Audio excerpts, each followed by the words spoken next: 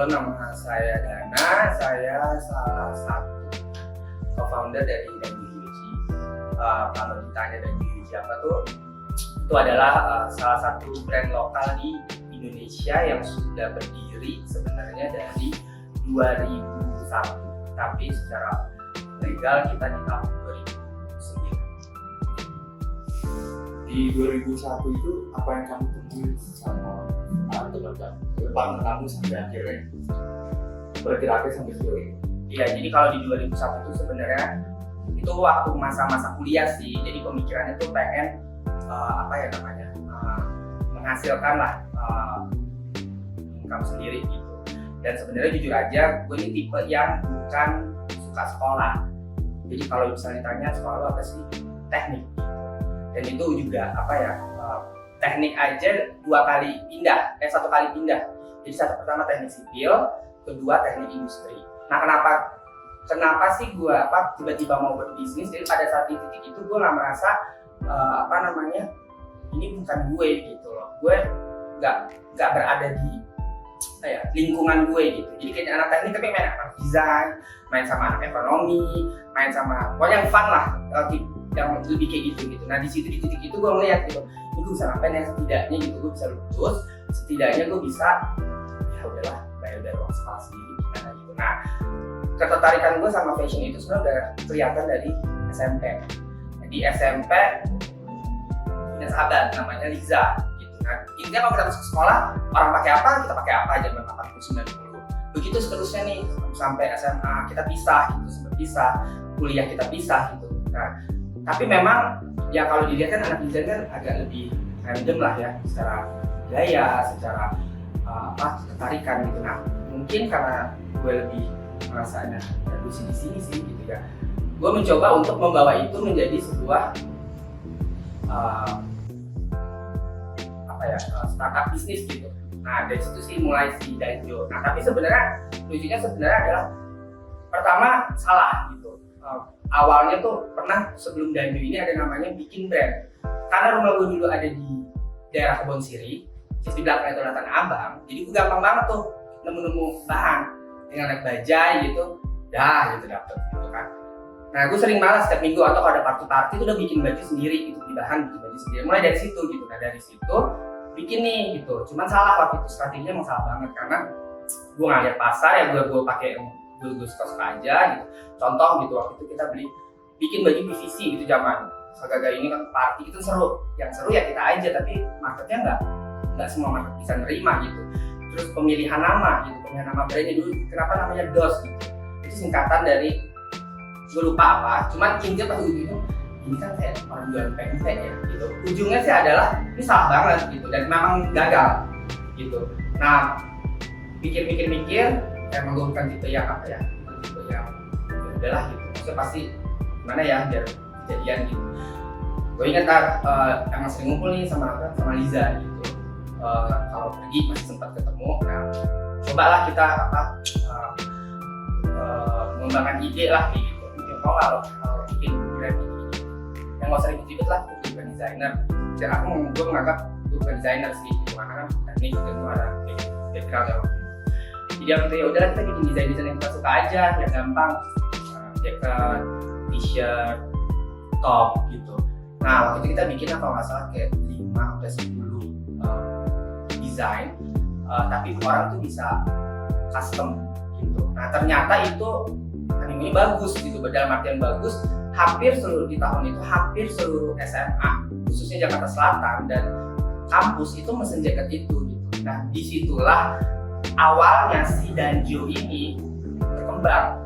Kalau ditanya Danjo artinya apa gitu, Danjo itu unisex dalam bahasa Jepang gitu. Dan jujur aja waktu itu kita pun dulu kita tuh ada di Cililin di Kebayoran Baru, di belakang tuh kos-kosan anak sastra bahasa lah, pokoknya bahasa Jepang, jadi tahu tuh bahasanya apa.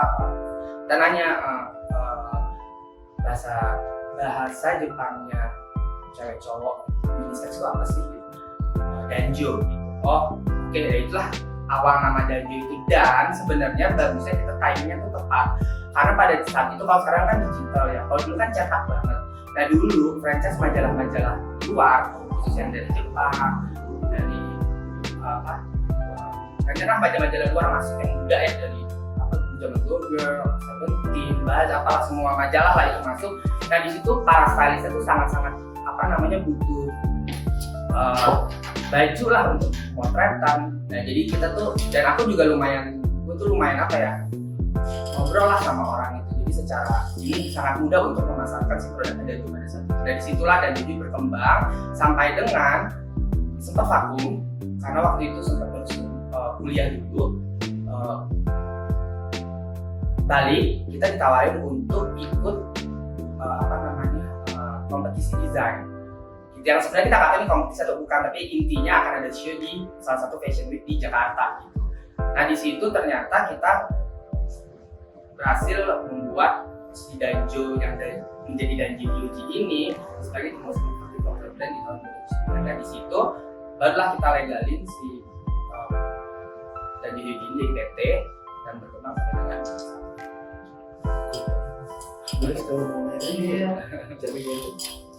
aku tertarik ini juga sih Mas, karena kamu gimana nemuin basic sampai belajar bisnisnya dan lain-lain itu ada part yang jatuh dulu akhirnya kamu belajar sampai di era yang 1 sampai 9. Iya, banyak sih sebenarnya. Paling satu itu adalah menjadi orang kreatif itu nggak dipercaya sama keluarga itu pasti ya. Dalam artian ya lu mau apa? Ujung-ujungnya sih sebenarnya kalau kita kan zaman dulu anak 90 itu pasti ada yang jadi dokter, pegawai negeri, pengacara, kayak gitu kan kreatif itu dari mana sih? Bukan karena mereka nggak percaya, bukan aja nggak tahu gitu bahwa itu sebenarnya itu adalah ada marketnya gitu. Sedangkan mungkin kalau aku nih tipe yang lebih entrepreneur gitu. Gue nggak suka terikat, gue suka kebebasan, gue nggak suka diatur gitu.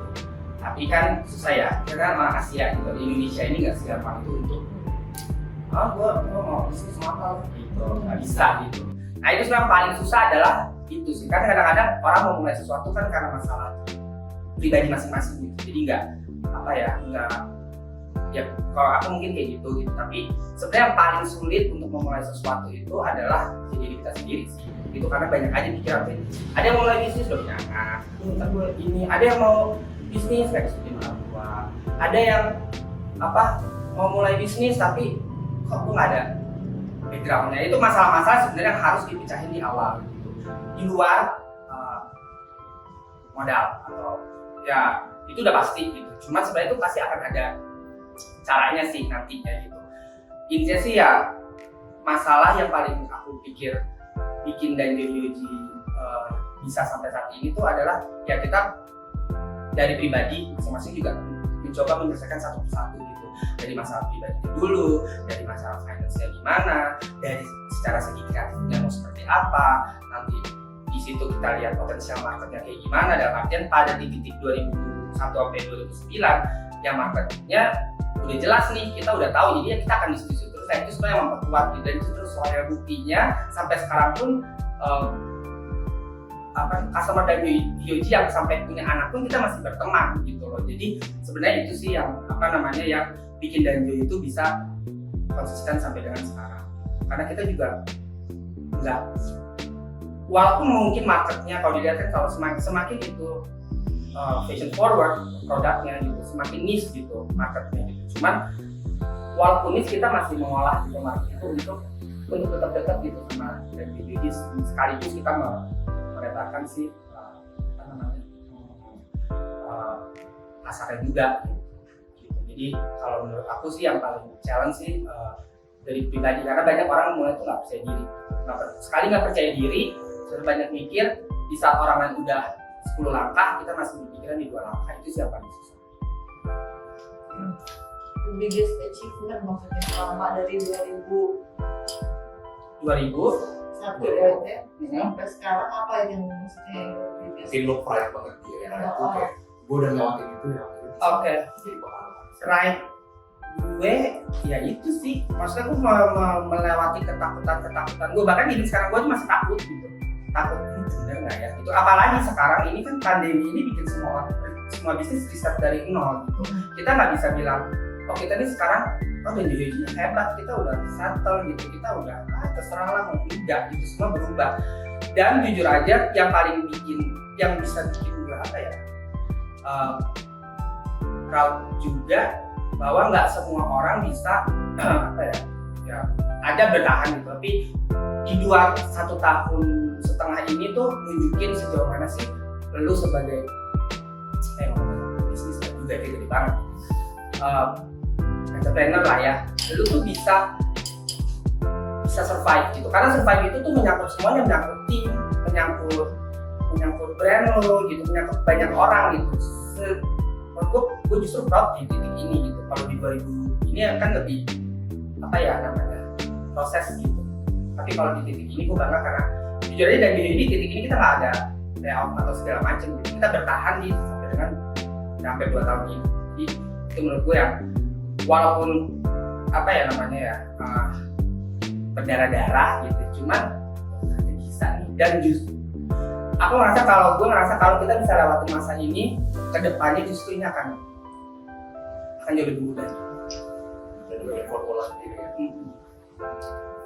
Kalau boleh di fast forward dari 2009 sampai sebelum pandemi 2018-2019 itu journey apa yang udah lo pelajarin sampai lu bisa bilang di sini sekarang kita tahu tuh journey lu bisa tahu apa ya nggak kayak bahasanya, jadi jangan pernah berpikir apa yang lu bangun ini karena diri lu sendiri, karena sebenarnya lu bisa gini banyak tim di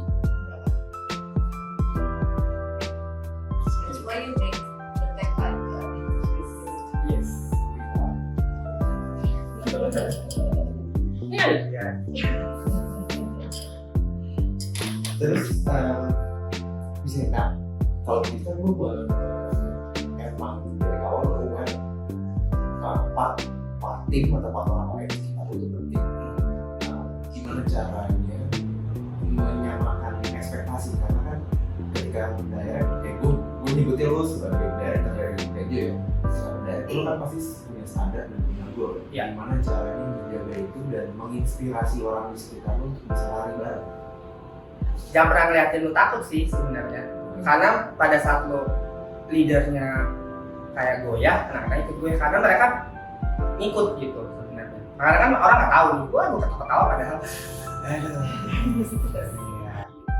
Jadi sih sebenarnya cara gue ngedirect mereka sih, gue pengen mereka jadi apa ya?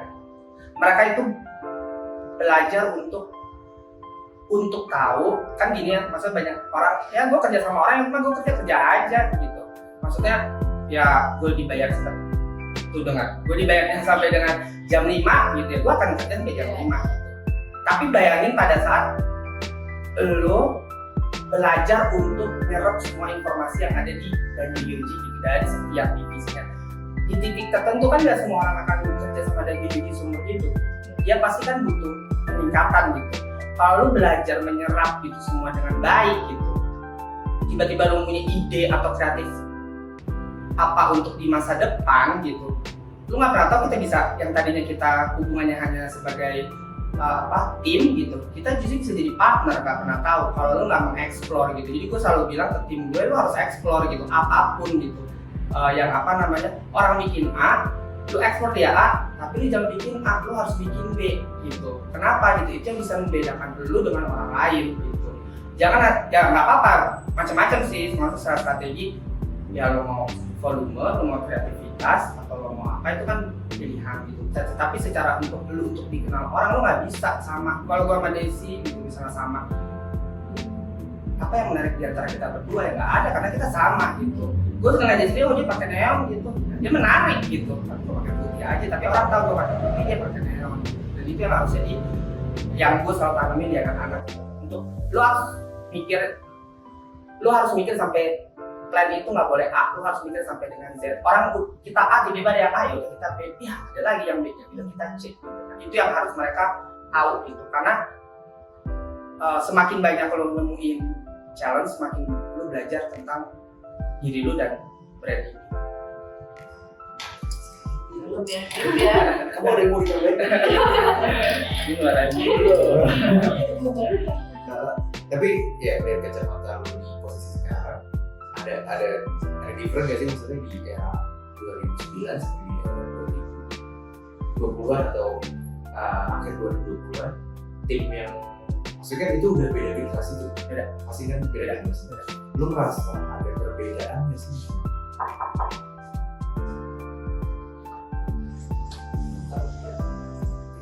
Lu merasa ada perbedaan sih di dua tim?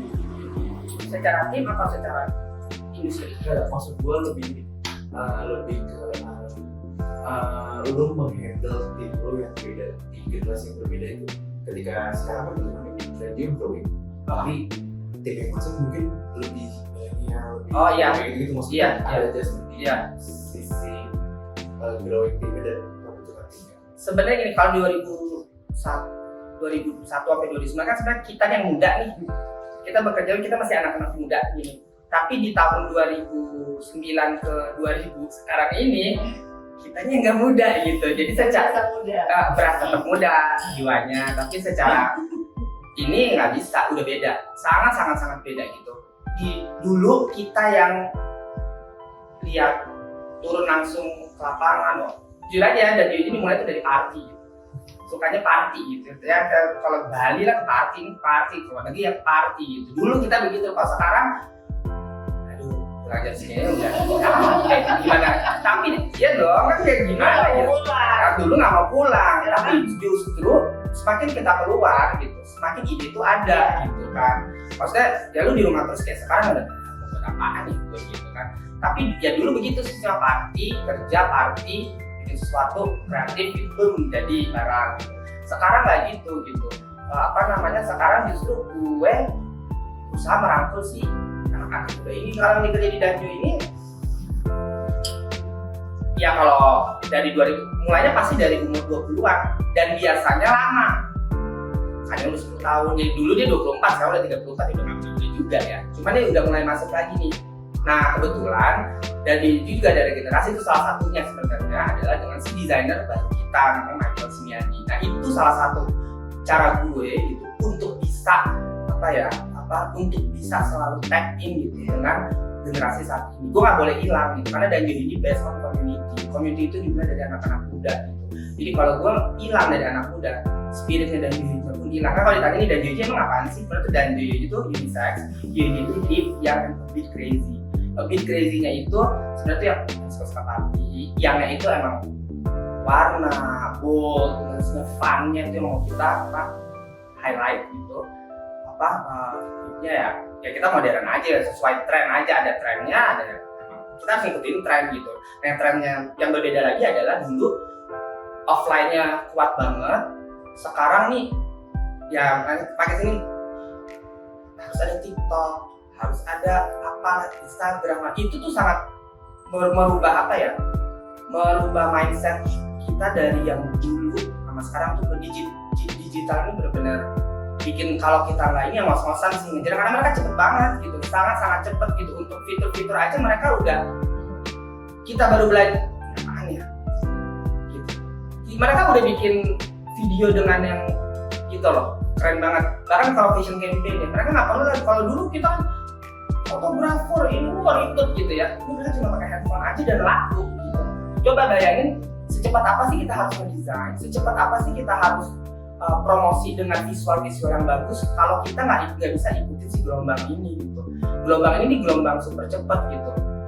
Lu mau ketinggalan ya lu diem aja, atau mau cepet lu harus beradaptasi dengan mereka. Itu di semua ya, promosi, marketing, desain, apapun lah gitu yang berhubungan dengan penjualan, berhubungan dengan sebuah brand yang lagi berjalan gitu. Itu kita nggak ikut ya udah kita ketinggalan. Sama aja kayak kita mungkin zaman bapak-bapak kita, mereka nih nggak bisa main komputer dulu, kita ketawain gitu. Mungkin di zaman kita nih ketawain sama anak-anak ini gitu loh. Nah itu yang sedang harus diantisipasi untuk semua brand atau ya pelaku industri kreatif khususnya di fashion. Karena cepet banget sih fashion, cepet banget. Kadang-kadang gue juga bisa begini. Kalau dulu kita nunggu majalah loh per bulan, ini kita nggak nunggu majalah, kita cuma nunggu ada apa nih hari ini di smartphone lo gitu, yang berhubungan dengan fashion. Dan udah ya ketinggalan kita gitu loh, sangat-sangat cepat. Jadi ya kita mau diem atau kita mau beradaptasi.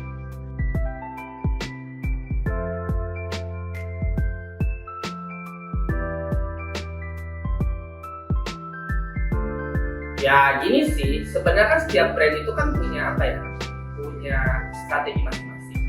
Kan kita juga bilang dan jadi ini kan based on community. Community itu kan banyak, musik, ada art, ada apa lagi tuh, banyak lah gitu ya, komunitas tuh banyak gitu.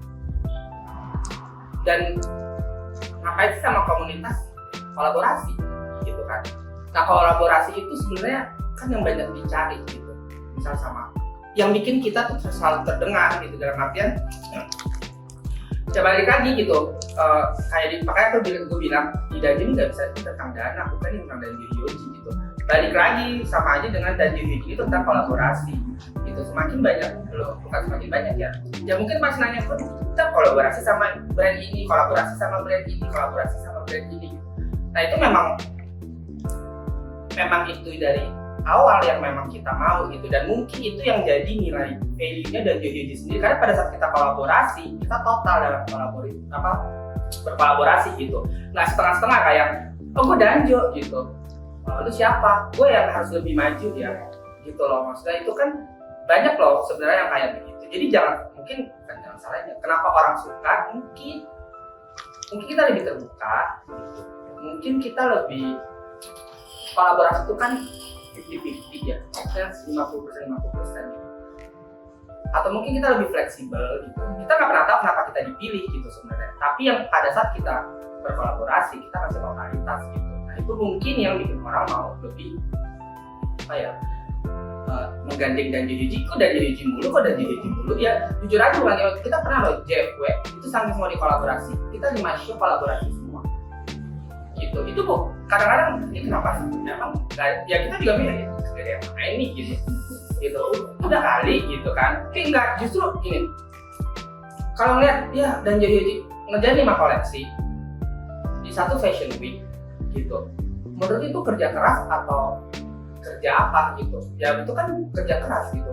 Ngerjain satu fashion show aja udah pusingnya minta ampun. Gimana 5? Ya terserah gitu. Kenapa orang mungkin yang lain menolak gitu, kayak apa namanya? Oh enggak banyak, bentar gue gak fokus gitu atau enggak ini ya. Kan beda ya. Kalau kita masih mampu nih ya udah kerjain aja kalau mampu. Kenapa enggak gitu. Mungkin itu gitu. Dan sebenarnya di pandemi ini justru kita banyak banget kolaborasi dari awal pandemi sampai dengan sekarang gitu. Yang dan sekarang pun harus berjalan lagi gitu. Jadi ya balik lagi kita besok community, kita fokus di sana. Kan ada brand yang based on apa, misal volume gitu, dia diem aja tapi tetap gitu kan sama aja kayak gitu kan. Ya maksudnya beda-beda gitu. Tapi kenapa orang ngajak kita sih? Mungkin karena satu konsistensi dan totalitas gitu, dalam artian kita nggak pernah, kita berusaha untuk bikin dua-duanya kolaborasi itu fun gitu. Karena ya kita nggak mau apa ya, maksudnya jangan nih it's all about us dan Danjo. Dan Danjo kita nggak pernah gitu juga ya, aja gitu. Nggak pernah yang, karena kita percaya itu marketnya nanti itu pasti ada sendiri. Jadi ya nggak tahu juga ya kalau itu, tapi ya memang pada saat diajak kita konsisten dan kita total. Berkali-kali kan dari tadi lu ngikutin kita berangkat dari why, kenapa apa ya, maksudnya si community itu kalian yang bentuk atau kalian datang ke komunitas itu, dan giving back apa yang kalian berikan? Ini kalau dulu gue samperin, makanya bukan samperin juga sih, aku sendiri party. Ya dong, ketemu si ini, buat ini kan yang punya komunitas nih, nanti ketemu apa gitu, komunitas nih gitu. Nah itu tuh juga udah gue sebagai gue pribadi aja udah gue olah gitu loh. Maksudnya ya gue nggak, ya pokoknya berteman sama siapa aja, kita nggak pernah tahu ini secara apa namanya, secara ini nggak mesti harus yang hebat banget gitu. Itu dari Hyoji ngambil tuh dari yang upcoming gitu, potensi ini kayak yang tiba-tiba langsung gede gitu loh. Maksudnya kayak dulu kita pernah sama Ramen Girl, tapi Ramen Girl juga belum yang baru-baru mau ngeluarin album, belum sekarang. Pernah sama siapa, Jevin dulu nge-DJ gitu, musik ya gitu, belum dia ikut apa yang di TV-TV itu gitu, jadi udah gede. Nah kita semalam justru ngambil yang kayak begitu-gitu komunitas, jadi gue lebih ya udah lebih nyaman, jadi bukan karena apa namanya, dan itu juga kayak yang dipaksain, oh lagi ketemu nih misalnya duduk apa ya gitu. Nah ini untuk project kedepannya juga lagi kayak begitu dari kita, pusingnya pandemi ngapain ya, udah lama sih kita buat ini aja, yuk gitu. Dan ternyata itu tadinya gagal nggak mau jadi show, tapi ada si Fashion Week ini nggak mungkin ya akan ada di sana gitu. Jadi kan semua serba organik gitu, nggak dipaksain gitu. Sebenarnya nggak direncanakan, oh tahun ini harus sama si ini sama ini, enggak gitu. Jadi emang lebih ke networking yang gue kembangin untuk jadi sebuah karya gitu. Itu sih gitu. Dan karya itu sebenarnya ya jadi karya kolaborasi gitu. Walaupun dari YouTube punya koleksi sendiri, tapi karya kolaborasi sama siapapun yang mau itu brandnya besar banget atau hanya komunitas yang baru mau mulai pun nggak pernah gue tutup. Bahkan untuk sekolah gitu ya, kalau ditanya lo kolaborasi apa anak sekolah, gue jadi dosen, gue jadi pembicara, gue jadi yang mas sorry mas gue nggak bisa nih apa gini gitu. Nah kalau gue bisa ya beda ya, ada yang bersumbangsi untuk emang profit, ada yang emang itu lebih sosial gitu ya. Itu kan juga kolaborasi yang berbeda, dan menurut gue itu investasi buat di masa depan gitu. Kita nggak pernah tahu nih yang murid-murid ini nanti jadi apa. Itulah maksud gue sih komunitas itu gitu. Atau misalnya artis-artis muda ini yang baru mau ini yang gue lagi mau bisa berhasil atau nggak berhasil, kita mana tahu ya in future gitu. Cuman kalau kita bukan kita kelola ya, maksudnya kita rangkul gitu, kita nggak pernah tahu gitu nanti kedepannya itu bisa jadi kolaborasi, bisa nggak mungkin gitu. Dan banyak banget jujur aja kalau kita balik lagi tentang kok dan jadi lagi itu justru dari anak-anak itu loh sebenarnya, yang entah nanti udah nyebar kemana-mana gitu. Karena menurut gue itu adalah aset gitu, aset kolaborasi itu aset. Mungkin nggak berasa dari sebulan atau 2 bulan ke depan, tapi bisa berasa dari 2 long termnya itu bisa terasa.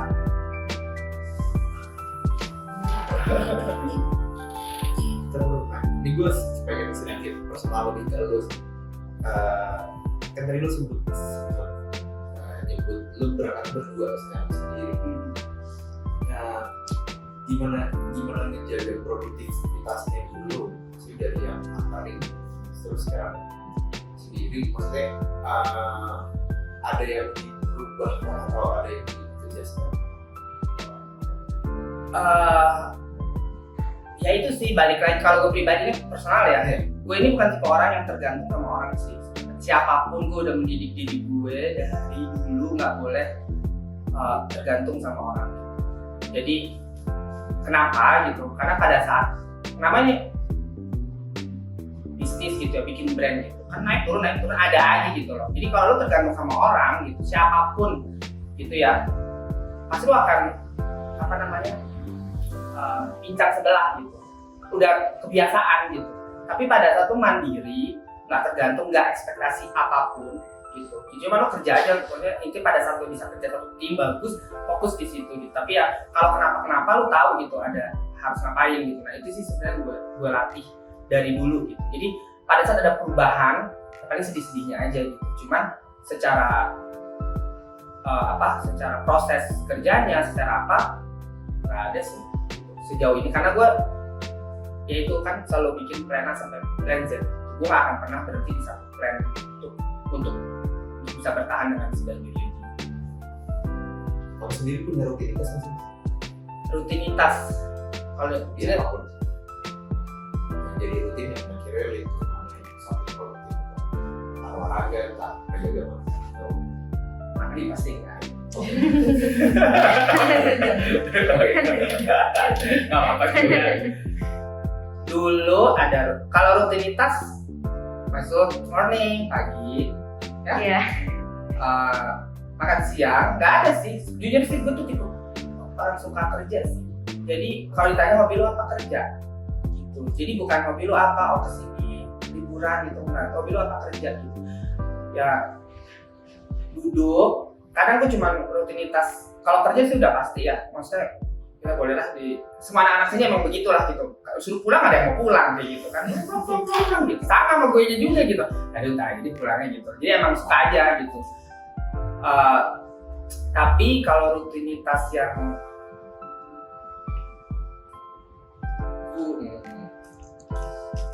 ya gue cuma suka bersosialisasi doang sih sebenarnya. Masa ya kayak gini nih lumayan agak bikin pandemi ini bikin apa namanya stres sih gitu, nggak bisa ketemu orang gitu. Itu aja sih sebenarnya. Kan gue lebih kesannya diam, cuma tuh gue senang berkeliaran gitu loh gitu. Itu sih rutinitas. Jadi kalau nggak ada itu ya gue pindah kerja aja sih, kerja aja. Itu sempat bilang tuh kayak waktu di Instagram ada kayak Kesukaan.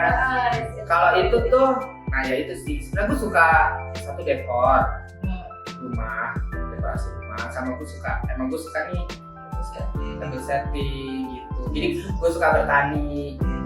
Jadi dulu pas pandemi itu gitu punya ada keluarga di ada kebun di Gadok Puncak. Emang sama bokap nyokap gue tuh di lagi nggak diapa-apain tuh kayak udah kayak apa sih namanya rawa-rawa lah. Terus gue coba nih menghilangkan kebosanan, gue bikin tuh apa namanya kebun gitu. Jadi los gitu. Gue bikin kalau dilihat cerita Pak Tani gitu. Nanam sayur segala macam. Tadinya tuh mau gue seriusin ya. Cuman tiba-tiba kan balik lagi nih, kemarin sempat bagus lagi kan gitu apa namanya si industri ini. Jadi sempat gue tinggal, nggak terlalu bisnis. Tapi gue suka hal-hal yang sifatnya sih lebih apa ya kreatif sih. Jadi kebun itu juga gue kayak bikin karena ya gue pengen mempercantik gitu sesuatu. Gue suka mempercantik meja, gue suka mempercantik kebun, gue suka mempercantik interior rumah kayak gitu sih. Jadi hal-hal kayak gitu sih lebih ke kesukaan sih. Kalau rutinitas sih enggak. Jadi kalau untuk ini itu salah satu cara gue untuk nggak fashion. Kadang-kadang jadi selalu 20 tahun sih kadang uang aja sih gitu titik ada gitu.